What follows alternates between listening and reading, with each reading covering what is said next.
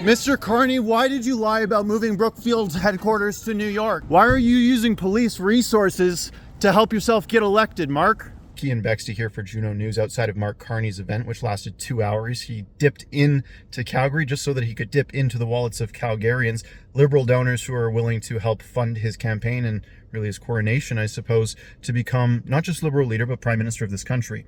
And it shows.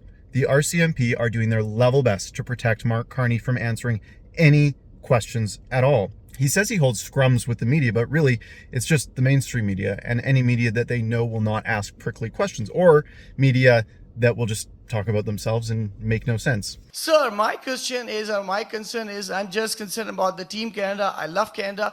Dual national, Pakistan and Canada. But the thing is, the way the things are going, I'm deeply concerned and observing, and I appreciate Mr. Justin Trudeau dealing is very well, and Mr. Duckford handling very well. Appreciate that, good friend of Duckford. So, sir, what's your what would be different, your strategy compared to the existing leader of Liberal? How are you going to handle after March 3rd the same? That would be the first challenge for you, and you know the best. Thank you very much for giving me the time. I knew if I wanted to ask some questions, I had to get creative.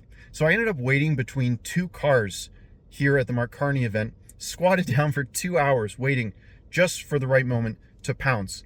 I knew Mark Carney was going to be protected by the police, but I didn't realize how handsy they would get when I got close to the future king of this country.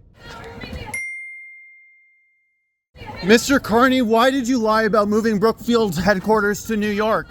How can Canadians trust you to stand up for this country when you lied about such simple things? Why are you using police resources to help yourself get elected, Mark? Hi.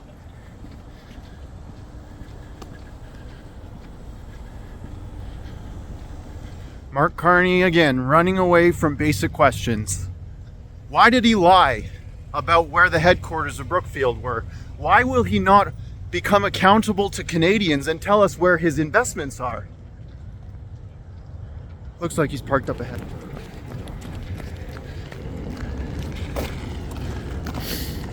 Mark, why did you lie? This isn't normally what we expect in a free country. Donald Trump in the United States, for comparison, has had radical access to his Oval Office. He's in power right now. He doesn't have to do that. He chooses to, because the people deserve answers from the people that are in power. Mark Carney, who is just about to become the most powerful person in this country, thinks otherwise.